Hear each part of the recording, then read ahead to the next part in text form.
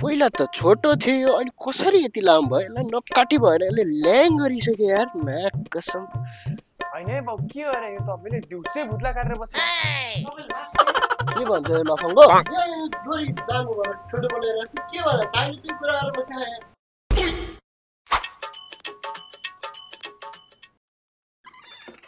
होइन बेरोजगार के गर्दैछौ हो तिमी ए लफङ्गो के गर्छ है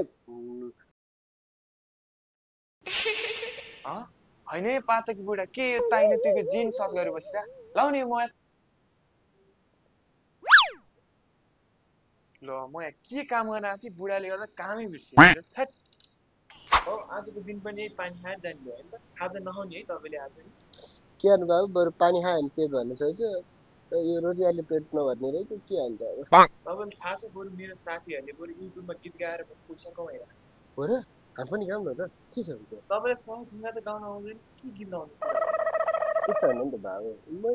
नगाउनु नगाएको र मेरो एउटा दाँत छैन त्यही भएर पो नगाएको दाँतले गर्दाखेरि गाह्रो भएर नगाएको होइन लफुङ्गो के गर्दैछ त के हेर्नु यहाँ मान्छेहरूले नाचेर यहाँ टिकटकमा पैसा कमाइरहेको हो र हामी पनि नाचौँ न पैसा कमाउनु तपाईँ नाचेर जाँखा मान्छे हल्लाइ एउटै देखिन्छ किन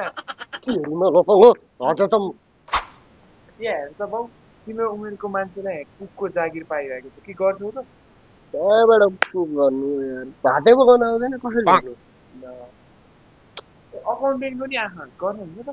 जोड घटाउनै आउँदैन के को अकाउन्टेन्ट गर्नु होइन तपाईँलाई गर्नु चाहिँ के आउँछ मलाई चिया खानु चाहिँ आउँछ बरु जानुभयो मिठो चिया पकाएर ल्याएर पाताको बुढा चिया खानु भने तिमीलाई आफै बनाउने